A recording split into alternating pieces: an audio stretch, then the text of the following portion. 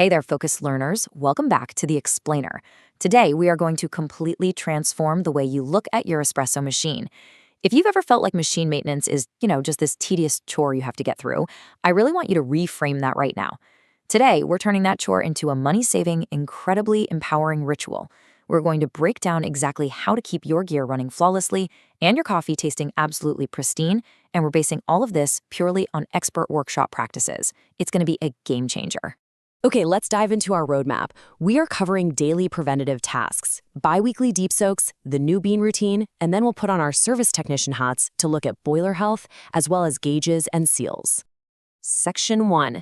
Daily preventative cleaning tasks. The non-negotiable daily grind. So leaving machine dirty immediately after brewing is absolutely fatal to the taste of your next cup. It's so easy to skip these steps when you literally just want to sit down and drink your coffee, right? But they are completely non-negotiable. Step 1, empty that puck out immediately. Seriously, do not leave it locked in the group head. Step 2, run a clear water backflush. Just pop in a blank disc or a blind basket, run the pump for a second to release the pressure and flush out that immediate debris. And step 3, aggressively purge and wipe your steam wand with a moist towel. You have to get all that milk off, including right at the very tip, otherwise it instantly cakes on. And just a quick aside on the drip tray as part of your regular habits, try to empty it every 2 to 3 days. Actually, don't even wait for that little Clean Me tab to pop up. Dumping it early prevents this awful, sludgy buildup of caked-on espresso powder. Just give it a quick wash with a sponge and some soap, let it dry, and you're good to go. Moving on to Section 2, bi-weekly deep chemical soaks, dissolving the coffee gunk. Coffee oils accumulate incredibly fast, and left unchecked, they cause nasty channeling issues and just really bitter shots. So you need the right tool for the job. Enter Café powder. This is going to be your absolute best friend. It's super inexpensive and a little goes a really long way. The magic formula here is just 3 grams of this powder dissolved into 500 milliliters of hot water. That's all it takes. Once you have that hot water solution ready, here is what you need to soak for about 30 minutes. Your filter baskets, your spouted portafilters, and your shower screens. You can even toss the rubber gaskets in there if you feel like it. Now, a quick pro tip. If you're using a bottomless portafilter, you can be a bit more economical.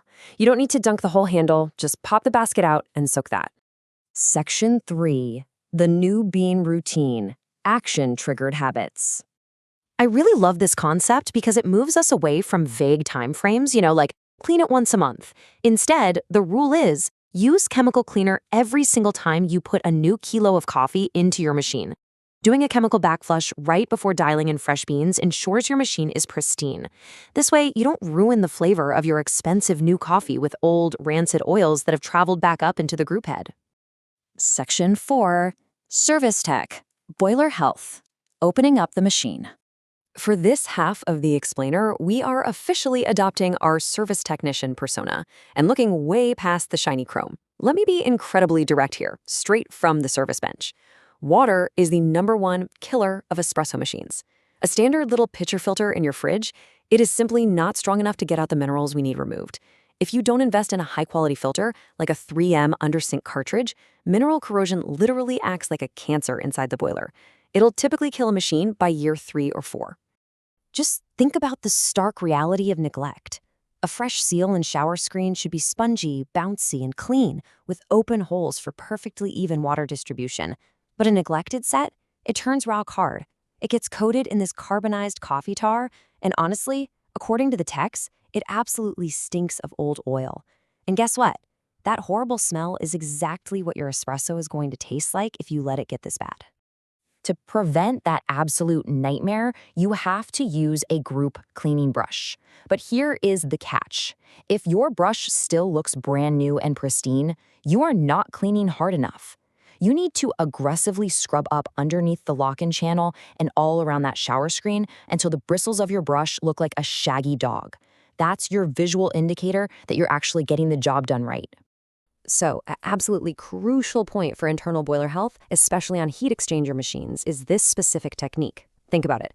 We're constantly pulling steam out of the top of the boiler, but leaving the water behind at the bottom? That creates a highly concentrated mineral soup.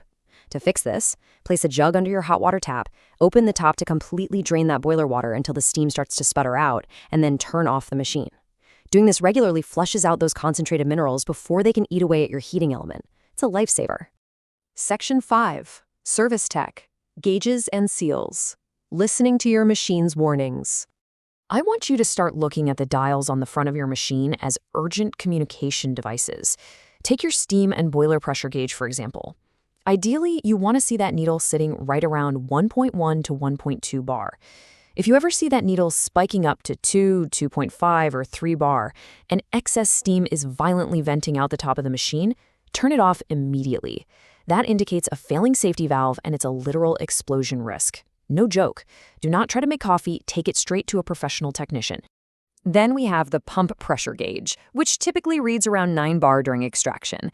If you lock in your handle and this gauge just refuses to climb, or if it's intensely vibrating and jumping all over the place, yeah, your pump is dying. And if water isn't getting into the boiler correctly, your internal heating element could actually turn on dry and burn itself out completely. Beyond those gauges, you need to listen for physical, silent alarms.